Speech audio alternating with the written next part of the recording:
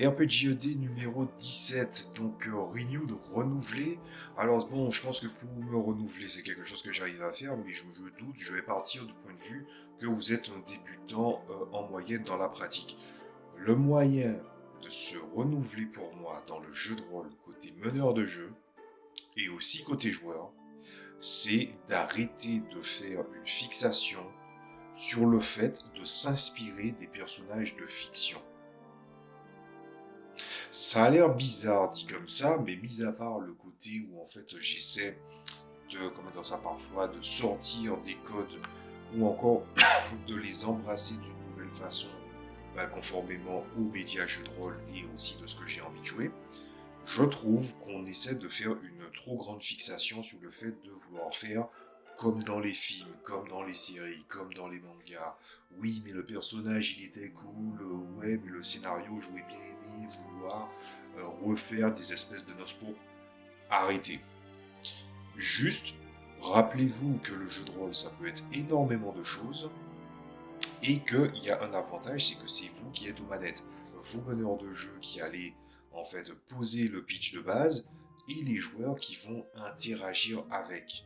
Il n'y a rien de mieux que de savoir et de se rappeler que la perspective du jeu de rôle, c'est de pouvoir en fait construire une histoire ensemble et aussi qu'on est capable d'immortaliser des personnages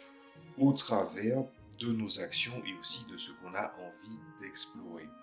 Donc, en commençant déjà par exemple, pour les joueurs, pour la structure de comment ils travaillent leur histoire, une des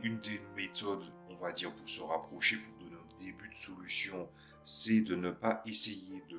faire ressembler à un personnage de fiction que vous connaissez, mais plutôt de se baser sur une structure très basique, c'est qui il est, ce qu'il veut, quelle est la chose qui le démarque des autres, en quoi il est comment dire ça, il est bouleversé par certaines choses vis-à-vis de l'ordre du monde et aussi comment est sa place dans l'univers ou comment il entrevoit sa possible place dans l'univers. Et dans le cas du meneur de jeu, les gens fictifs ont des codes et même s'il y a des codes qui sont assez ancrés, il peut y avoir aussi des interconnexions.